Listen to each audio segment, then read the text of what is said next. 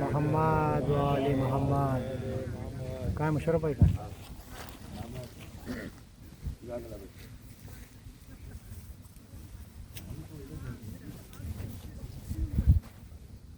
अल्लाहुम्मा सल्ली अला मोहम्मद वाले मोहम्मद मोहम्मद वाले मोहम्मद बावाज़ बुलंद नारे सलावत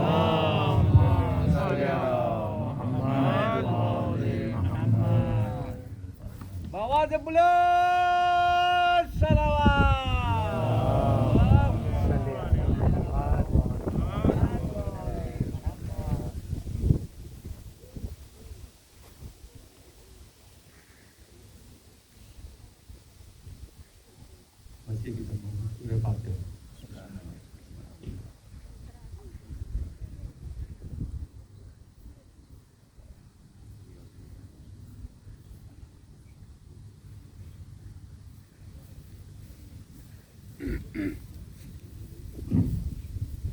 भैया बाबा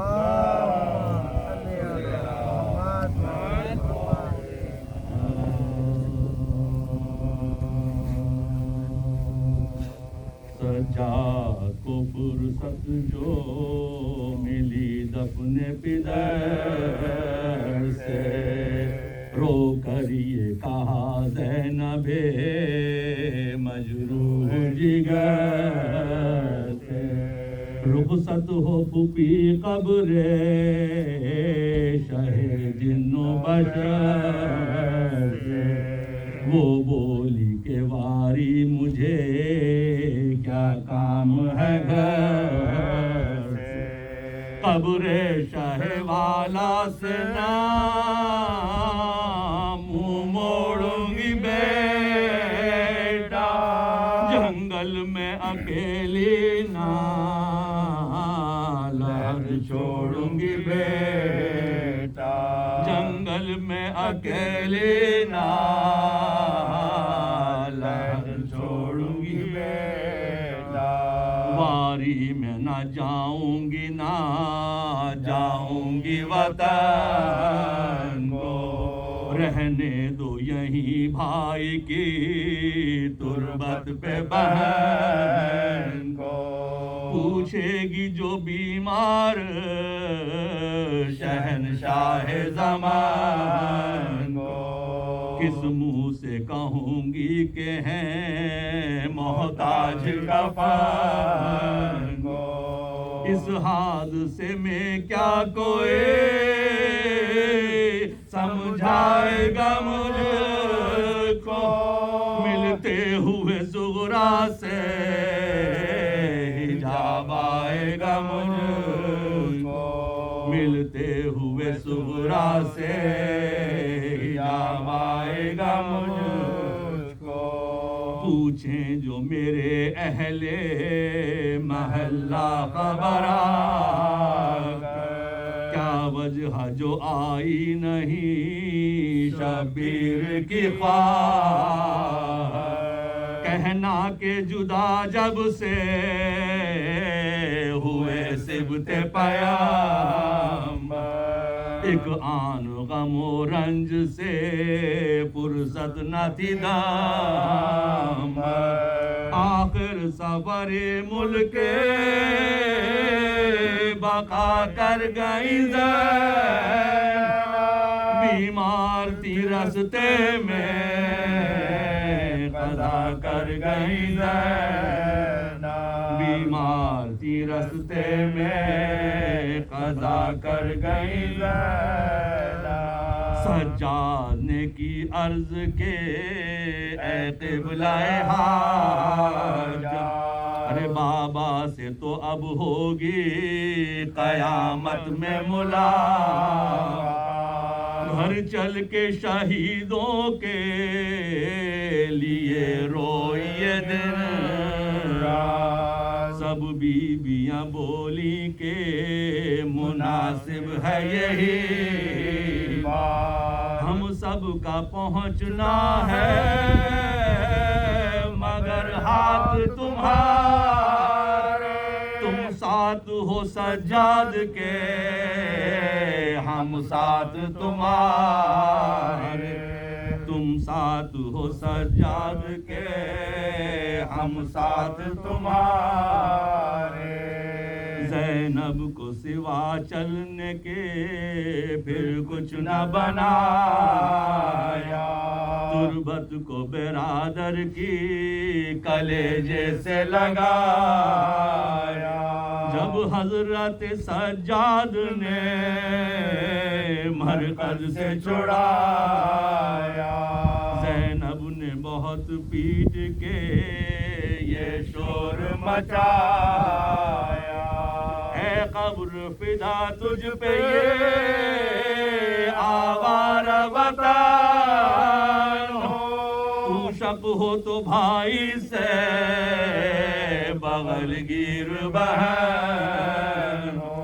तू शक हो तो भाई से बगलगीर बहन हो।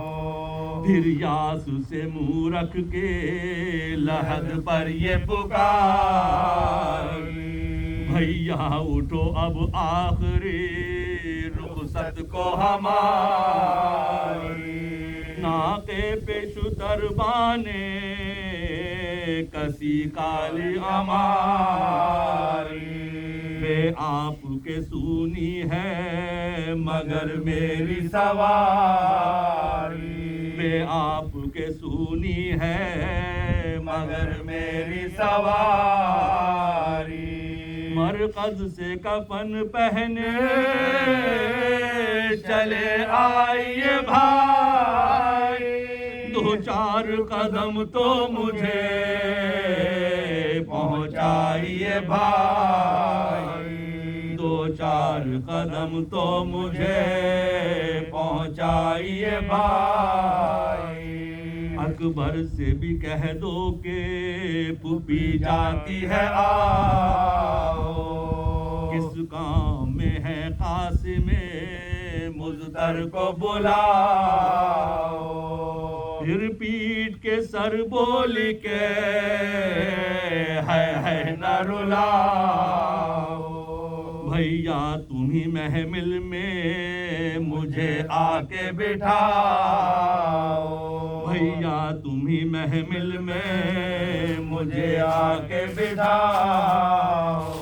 हूँ अपना वतन में किसे दिखलाऊंगी भाई, मैं आपके यसरब में ना मैं जाऊंगी भाई। मैं आपके यसरब में ना मैं जाऊंगी भाई।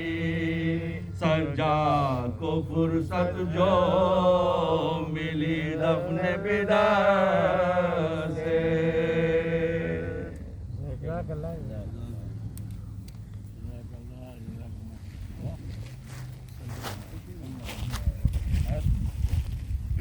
नारे तकबीर, नारे रिसालत, नारे हैदरी, नारे सलावत।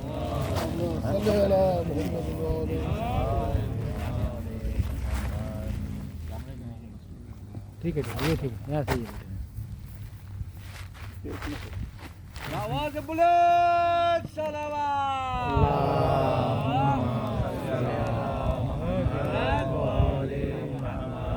Begin by reciting Surah Al-Fatiha for all of the Muslims of Pakistan as well as our own Muslims.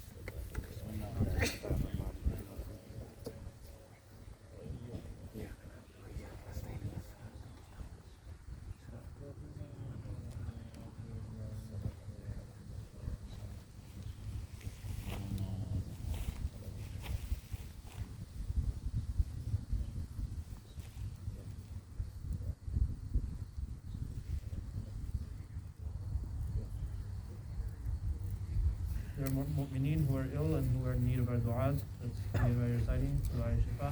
Bismillahir-Rahmanir-Rahim. Amma yujibu al-mutarra idha da'ahu wa yakshifu as-su'. Amma yujibu al-mutarra idha da'ahu wa yakshifu as-su'. Amma yujibu al-mutarra idha da'ahu wa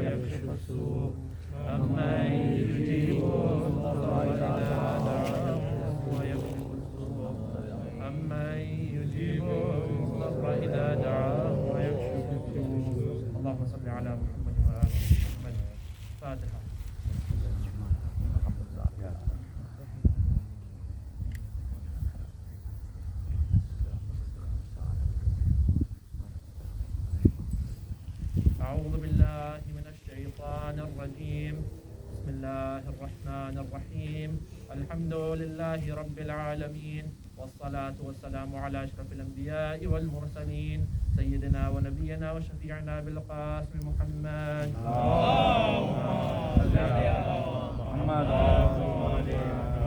وعلى أهل بيته الطيبين الطاهرين المعصومين المظلومين ولعنة الله على أعدائهم أجمعين من يومنا هذا إلى قيام يوم الدين.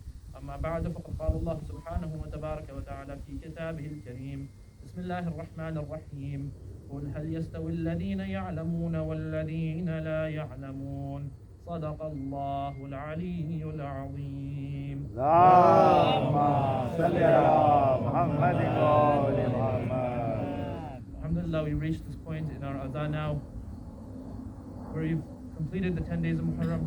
Arba'in is now behind us. And we should really be in that stage now where we start to consider, am I changing as a person?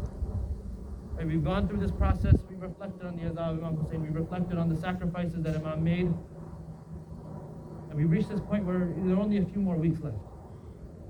And soon these majalis will no longer be every weekend, will no longer be commemorating the azab of Imam Hussain alayhi salam.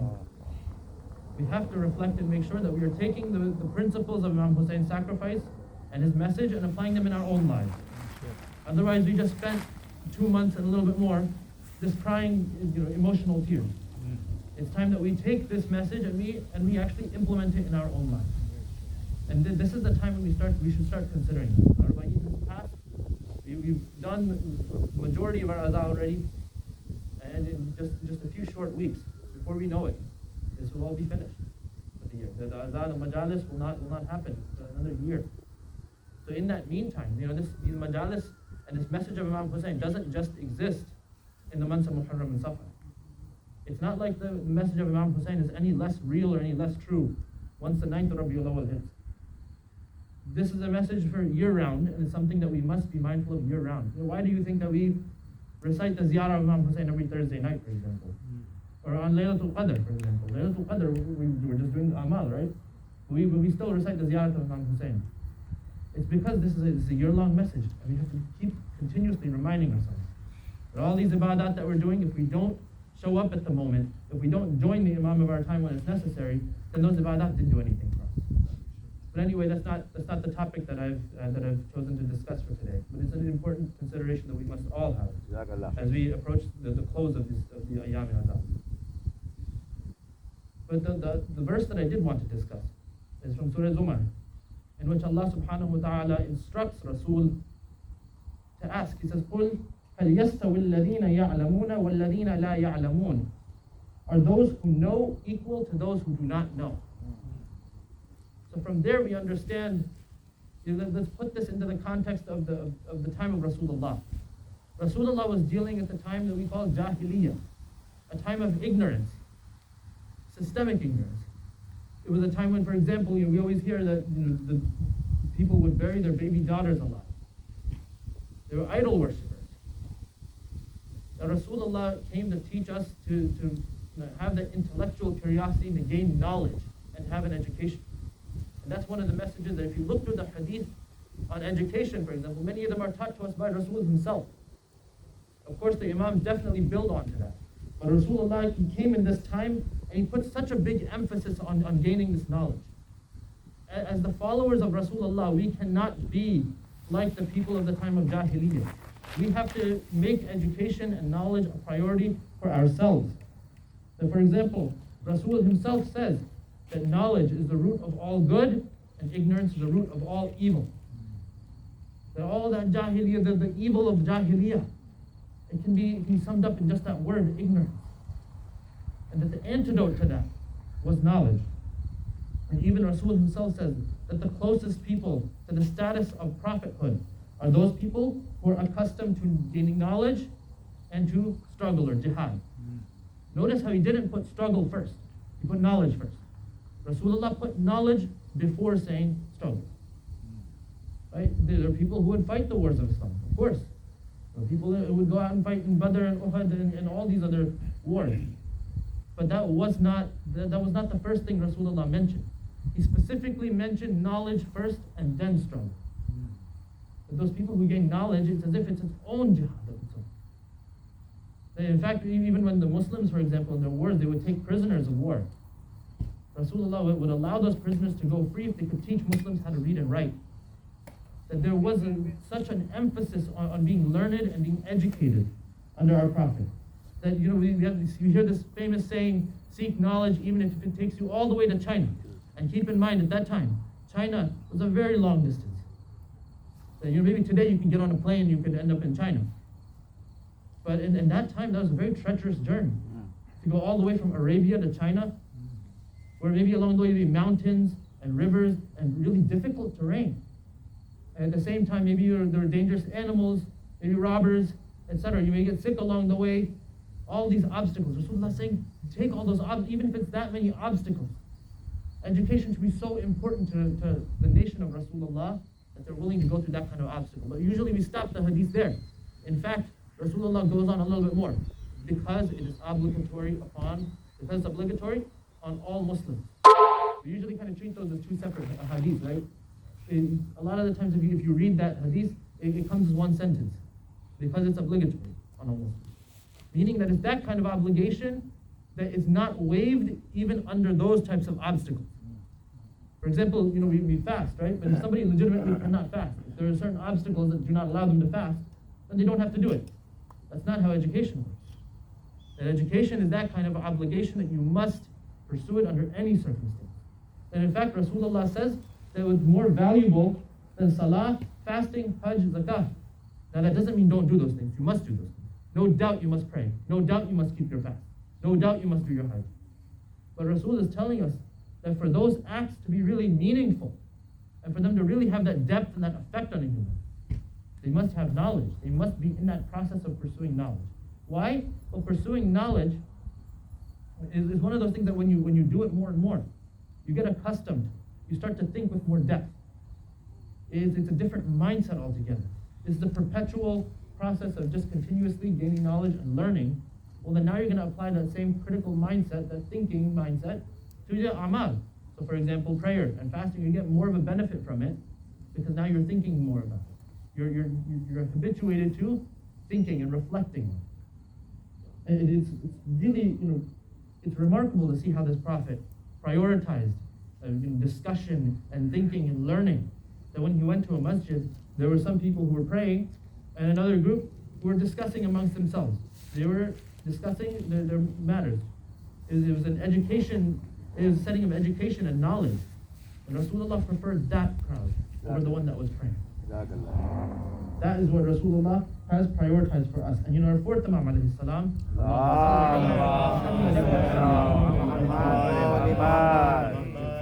he says that if people knew the benefit of knowledge, they would seek it even if they had to deal with bloodshed or even if they had to go through a whirlpool. That's the extent. And you know, if we look at the ulama of Islam, for example, they were killed because of their knowledge. Some of them were killed because of their knowledge. I mean, this is something that we should be taking more seriously. Unfortunately, you know, we have a situation where, you know, some of the people in our community, they don't want to learn, or they don't want to pursue studies. It's just not what the A'immah teach us. That we have to want to pursue knowledge. And now that we know, okay, that the prophets and the prophet and the imams all prioritize the pursuit of knowledge, the question then comes, okay, what knowledge? What should we actually look to learn? Is learning something better than learning something else?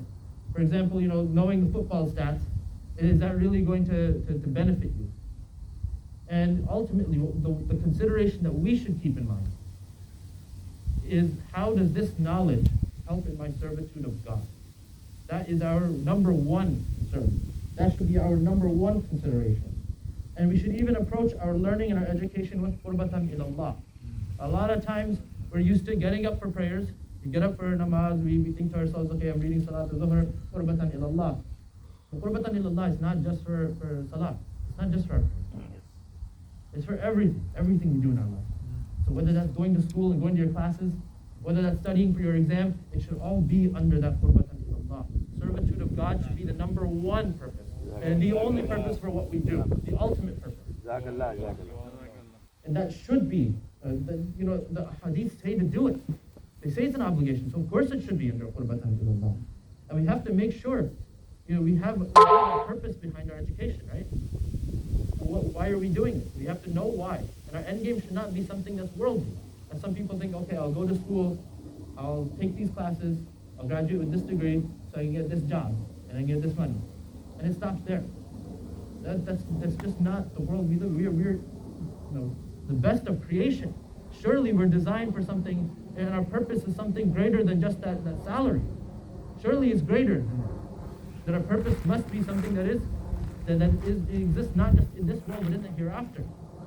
So we should be looking to see how we can use our studies and our knowledge to better the community, both right now and under the government of the Imam Sahib al-Zaman.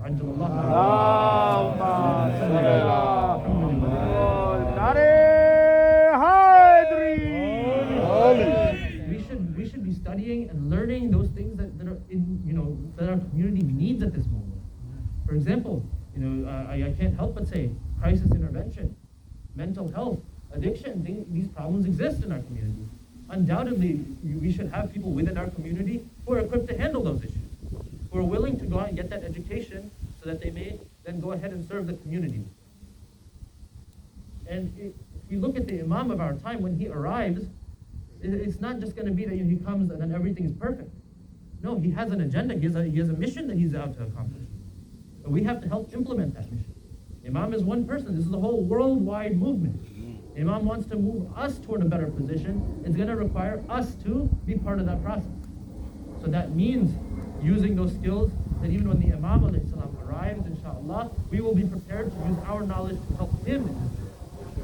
And surely when we are under Imam's government, surely he will need people. The need for engineers all of a sudden is not going to stop. The need for doctors is not going to go away. And it's not just doctors and engineers. Don't worry, there are many other fields that Imam will be able to make use of.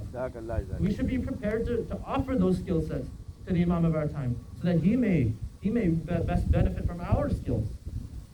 And of course, he will set that agenda, but he cannot do this with deceivable and uneducated people. It's impossible that those people could then be the nation that Imam Sahib al-Zaman will use in his movement. But until we are an educated community, we're not going to be of much help to this.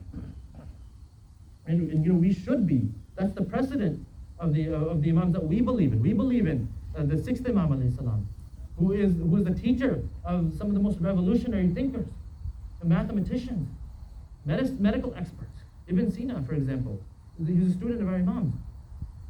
They are the people from whom knowledge comes from. How can we be then the community that's the least educated? It's just not possible. Right? And we can't we're used to this idea, where, for example, if we see everybody else just kind of getting by, that's what they do. They put in minimal effort in their education, they get by, maybe they'll graduate. We can't be that nation of mediocrity either. We have to excel. We have to be the community of excellence. We should be ahead in all these fields. That Imam Hussaini alayhi salam, he was not mediocre.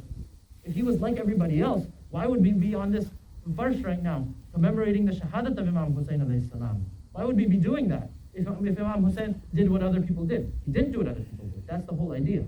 That's why we're even gathered here to begin with. That we can't just follow the lead of everybody else. We have to be the leaders in those fields, not simply people who just are getting by with minimal effort and just barely pass it. We have to be the ones who are leading and making revolutionary steps in these fields. And let's not separate religious knowledge from what we call secular knowledge, which isn't really secular. But we should be the ones who are, for example, the Quran makes really amazing scientific statements in it. For example, the development of a fetus. That's something that is discussed in a remarkable level of detail in the Quran. 1,400 years ago, that knowledge was discovered. I mean, Muslims should have been the one who would go out and find the scientific evidence to back that up and to make that discovery to everybody. We should be doing that. That's where we should be. And in fact, even in the Quran, this idea of intellectual curiosity, we should want to learn things. We should want to learn and go out of our way to learn. In fact, in the Quran it says, Bismillah ar-Rahman ar-Rahim, أَفَلَا يَنْظُرُونَ إِلَى الْإِبِلِ كَيْفَ خُلِقَتْ وَإِلَى السَّمَاءِ كَيْفَ رُفِعَتْ وَإِلَى الْجِبَالِ كَيْفَ نُصِبَتْ وَإِلَى الْأَرْضِ كَيْفَ سُطِحَتْ. So do they not look at the camels and how they're created? Do they not look at the sky and how it's raised high, and the mountains and how they're fixed firm, and the earth and how it's spread out? In other words, the Quran is saying, don't you look around and see these signs, and you want to know more about them? Don't you have that curiosity? Do you not wonder about the things around you, the world around you? In other words, the Quran is saying that we should be willing to go out of our way. We should be willing to have that curiosity. We should have that curiosity. That now we go ahead and pursue that knowledge, because we know that it's the creation of God, and that there's beauty to it, and there's something more that we should be looking into. We should have that curiosity that motivates us to then be leaders in any field, really. And it really should be those areas that lead us to some fields, for example, will lead us to, if we were to study them, they'll lead us to appreciating the greatness of God. I'm going to bring up the example of medicine again. If you study the human body, you see, look at the greatness that Allah has created. Look at that intricacy. And it gets you to appreciate the greatness of Allah. So that type of knowledge is really very useful knowledge. And in addition to those sciences and those other fields, for example, there is a need for us to have some sort of religious education as well. The religious knowledge is very important. In fact, the best of people is the religious scholars. This is according to the Prophet sallallahu alaihi wasallam.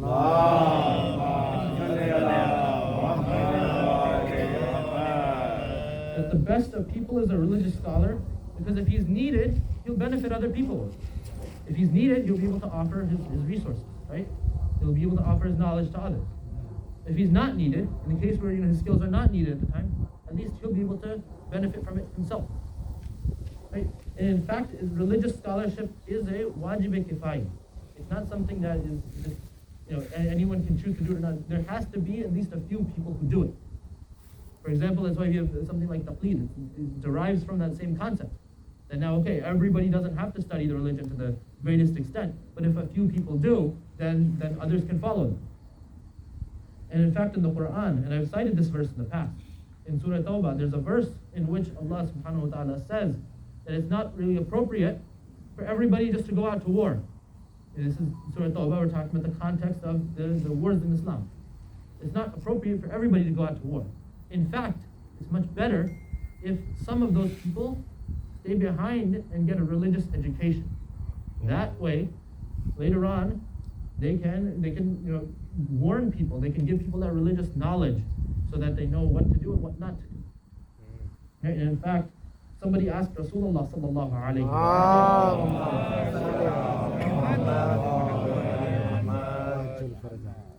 what's the best action? Rasulullah says, knowing God and knowing his religion. And the man says back, Ya Rasulullah, I asked you what the best action is, and you said knowing God and his religion. That's not really an action. It's not something I do. Now the Prophet says that a few actions with knowledge are a lot more beneficial than many, many actions without any of that knowledge. Right? So Rasulullah is emphasizing the need for us. And religious education does not necessarily mean, for example, that you have an amama on your head. It means that you have some sort of religious knowledge. You have beyond just the basics of Islam. That you're intellectually curious about your religion as well. That should also be there. That now when you take on prayer or fasting or hajj, it has a whole new dimension. Because you took that time out to learn. And you took that time out to study. And anything, like anything else in the religion of Islam, you have to follow a code of ethics with it. And that comes with the pursuit of knowledge as well. That first of all, when we are presented with the opportunity to gain that knowledge, you should take that opportunity. That's just an ethical consideration. Why is that ethical? Why can't somebody who will say out of their own choice, no, I'll decide not to go on the opportunity to educate, to become educated? Can somebody decide to do that? Well, here's why. Because that opportunity to get that knowledge is a ni'mat of Allah. And if you turn down that opportunity, then that would be turning down the ni'mat of Allah. And that's contempt of the ni'mat of Allah. You don't want to do that. And knowledge, when you obtain it, should be obtained by ethical means. You have a lot of times when some people may use dishonest ways of obtaining that knowledge. Maybe they'll cheat their way to their degree, for example. That's not acceptable in our religion. We don't accept that. In fact, it is haram to cheat on your deen. That any sort of unethical path toward that knowledge, the process matters in the deen. So if your pursuit of knowledge, which Rasul said, is obligatory, it's required for everybody. If in that process you do it through dishonest ways, well, that does not have that value. In fact, that is considered a sin. And then now if you have that knowledge, you should use it for good purposes. You should use it for the betterment of your community and in servitude of God, and in preparation for the imam of your time. This is not for self-enrichment. It is not solely to make money. It is not solely for your own ego. And it's not to help oppressors either. Sometimes knowledge can be of use to people who oppress others. And then you don't use your status as someone who's learned to then misguide the community, or to take advantage of others, or to take advantage of the community. For example, work in the service of oppressors of Shia. That's not acceptable. Nor should you be somebody who, by your words, gets Shia Muslims killed in the world. That's not acceptable. And that using your status as an alim to do that is unacceptable. And at the same time, you've gained that knowledge, you've learned, you still have to keep your humility. So you as a person must respect the dignity of all other people. You must not make them feel like they're lower than you. And you must also keep that intellectual humility. And be willing to engage in that intellectual discussion with other people. That way everyone's knowledge is further. You have to also keep updated with that knowledge. Right? The ability to gain knowledge in itself is a ni'mat of Allah. And if you don't continuously use that, and you start to lose the knowledge you have, you just wasted a ni'mat of Allah. That's not acceptable either. And that's something that we have to learn. That's part of the ethics of gaining knowledge, is that you keep it updated, you keep it continuous, and you refresh it and revise it. That way you don't lose that knowledge. And finally, another ethical consideration would be that now you have an obligation to pay it forward. You have an obligation to help others in obtaining knowledge as well. So for example, and it's something that I wish we had more in our community, that if you're a dentist, let's say, you can now help those people who are younger than you who want to be dentists. We should have a more robust system of them. That now you have an obligation to pay that forward and to make sure that knowledge is sustained and grown in our community. It's not enough just to keep it on your own. In fact, there are hadith that say that the Rasul himself says that person who keeps knowledge that could be useful for other people, he keeps it to himself. There will be a chain on his neck on the day of judgment. And this is serious. This is a serious matter. That if you have knowledge, you have an obligation to your community. As a communal religion, we value having one person give knowledge to another. We need to have those networks in place. That if one person is very knowledgeable in one field, they can offer insight. Or they can teach others who want to go into that field as well. This is not just a process of reading other books. It's a lot more than that. Right? We've just gone through this whole process of, okay, you gain the knowledge in the right way, you gained it in the right things. Now you give it to the rest of the community. I mean, this is a much more active process than just somebody opening up a book and reading from a book. That's not the knowledge, the pursuit of knowledge that Islam prescribes for. So we need to be these active seekers of knowledge. And those people who are the real seekers of knowledge, the hadith just explained to us these beautiful outcomes for these individuals that Rasulullah sallallahu alayhi wa alihi. He says that all creatures, whether that's the fish in the sea, the insects in the ground, the mammals on the land, they're all seeking forgiveness for the seekers of knowledge. Imagine the maqam of that person who's a real seeker of knowledge. The Rasul also says that those who seek knowledge, he who seeks knowledge, heaven seeks him. The seeker of knowledge is like the person who fasts during the day and prays throughout the night. And knowledge that he gains is better than the charity equivalent to the mountain of Abu Qubays. Referring to a specific mountain, but the charity is like if somebody gave charity worth the entire weight of that mountain. That's the worth of somebody who gives knowledge to other people. And those who teach, the Prophet says God, the angels, the ants underground, the fish in the sea, they send praise upon that teacher who teaches good things to people. So it means that we have to also hold to account the people who we consider as ulama, and those people who we consider as those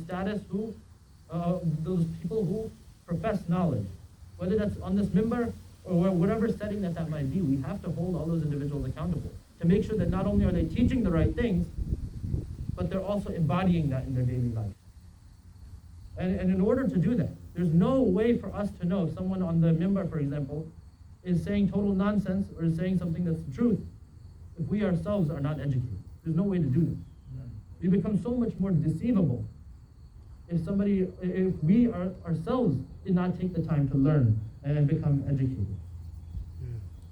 If we look toward the events of Karbala, this is the biggest teaching moment for us.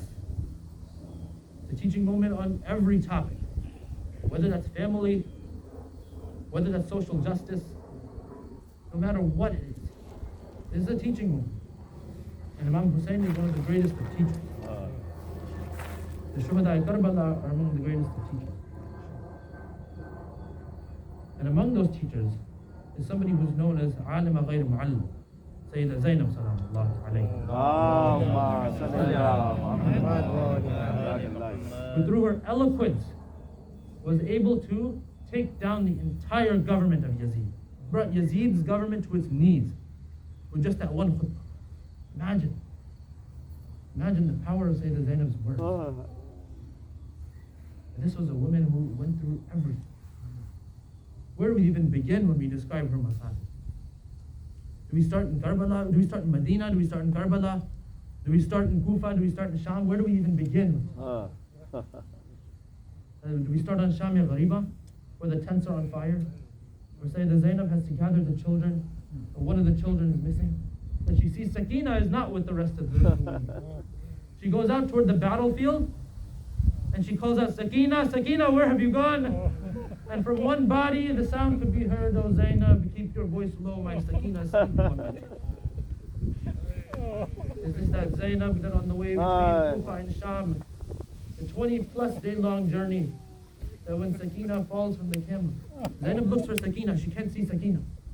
She says, where is Sakina gone? Sakina must have fallen. She says, oh Shimmer, let me go off, go and find Sakina. Shimmer says, no, I will not. I'll not let you. I will not free you. I'll not untie those ropes on your hands. Zainab insists. Shimmer says, Zainab, if you don't come back soon, I will beat Sajjad to death. Zainab rushes back in the direction from which the caravan was coming. And she finds Sakina in the hands of an older woman who's wiping away the child's tears. She says, oh woman, you've done such an ihsan on me. The woman looks up at Zainab. She says, oh Zainab, do you not recognize your mother Fatima? This is that same Zainab who witnessed that child Sakina leaving this earth. The burial of that child in such packed dirt that when Imam Sajjad removed the dirt, the blood began to come from his fingers. Now imagine what that scene must have been like for Sayyida Zainab to return to Karbala. Return to that same land where 70 paces in front of her, the grandson of Rasulullah was on the top of Karbala. Shimmer sat on his chest. He grabbed Imam Hussein's beard and he began to strike 12 times. Maybe when she arrives in Karbala, she sees all those scenes one more time. Maybe she hears the sounds of those children. Al-Atash, Al-Atash. Maybe when she returns to Karbala, she sees that moment that when Qasim says, oh my uncle, please help me. He falls to the ground, but then the horses begin to trample over his body. Maybe when she comes to Karbala, she sees that scene one more time.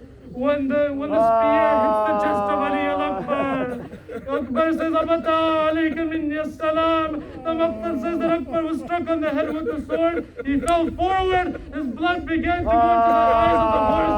The horse became disoriented and moved toward the enemy camp. And one by one, they struck the body of Ali with their sword. Maybe Zainab is seeing all these scenes one more time. That time when Imam Hussain salam arrives toward the tent, and he moves his cloak away, and under the cloak, the body of a child could be seen, a 6-month-old child that had just been struck with a 3-headed arrow. Maybe one more time Zainab would see that sight on Sham Ghariba where the tents were burning. Maybe one more time she would smell that smoke of the tent. Maybe one more time she would see that moment again in front of her eyes. Maybe she'll see it when the body of Imam Hussain is on the khak of Karbala. And Umar ibn Sa'ad says, I need volunteers to trample over the body of Hussain. Maybe she'll see that scene one more time when 10 horses will trample over the body of Hussain. Maybe she'll hear that sound one more time of the bones of Imam Hussain breaking under the hooves of the horses. How can say that Zainab returned to such a land? And when she returns, she throws herself onto the grave of Imam Hussain. Oh, my brother Hussain, after you, they took away our hijab. After you, they set our tents on fire. After you, they took us captive. After you, they paraded us through Kufa and Sham. After you, they put me in the darbar of Yazid. 700 men looked at me at that time. But Sayyidah Zainab, she says one thing to Imam Hussain. She says, oh, my brother, it gives me so much peace that finally I'm reunited with you. But one thing gives me pain at this moment. One thing. It's that your Sakina is still in the prisons of Sham. So one by one, for 3 days, the family of Rasulullah, the sounds of Wa Ali Akbara could be heard. Wa Qasima could be heard. Wa Abbasa, that they would go to the grave of each of their loved ones. Farwa would throw herself onto the grave of Qasim. Layla would throw herself onto the grave of Ali Akbar. For 3 days they mourned, and that time came when Imam Sajjad says, it's now time that we must go back to Medina. If we stay here, then all these women, they will die in grief. That there comes that time when the caravan becomes ready to leave. But one woman of the caravan is missing. Rabab is nowhere to be found. Imam Sajjad goes to the grave of Imam Hussain. And right by the grave of Imam Hussain is Rabab. She's crying. Imam Sajjad says, oh, my mother, Rabab, now it's time to go back home. It's time to go back to Medina. But Rabab says, oh, Sajjad, what do I have left in Medina? My husband and my 6-month-old child are here in Karbala. My daughter is in Sham. What is there for me to do in Medina? I don't know how my Imam got his mother, Rabab, to return to Medina. I don't know how he did it. But there comes that moment that as the caravan would come close to the city of Medina, the dome on top of the grave of Rasulullah comes in sight. Kulthum begins to recite poetry. O city of my grandfather, do not accept us, for all we bring is grief and sorrow. We left with our entire house. We left with all of our men. But now we come back and none of them are here. They say that Zainab goes to the grave of Rasulullah. She throws herself onto the grave of Rasulullah. Oh, my grandfather, they kept my Hussain thirsty for 3 days. I saw that time when Shivr sat on his chest. I saw that moment. They cut Imam Hussein's head from the rest of his body. They raised his head on the spear. Oh, my grandfather, they paraded us through Kufa and Sham. My grandfather, they took away our hijab. They say that she then goes to the grave of Bibi Fatima. She throws herself under the grave of Bibi Fatima. Oh, my mother. She takes the clothes of Imam Hussain, the bloody clothes of Imam Hussain, and places them on the grave. Oh, my mother, this is what they have done to your Hussain. Inna lillahi wa inna ilayhi raji'un. Hussain, Hussain, Hussain, Hussain, Hussain, Hussain, Hussain, Hussain, Hussain, Hussain, Hussain,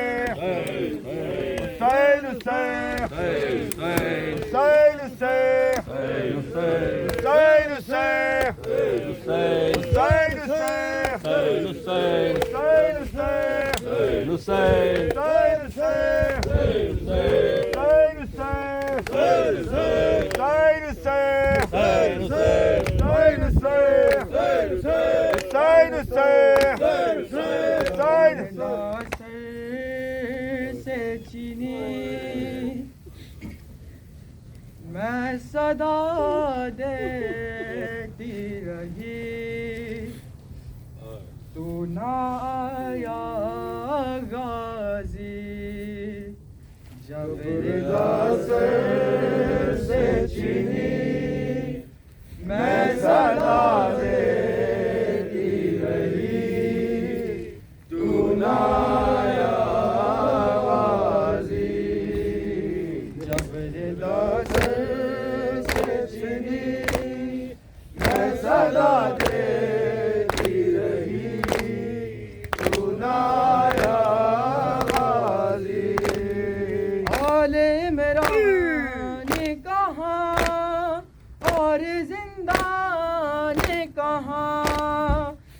बहन के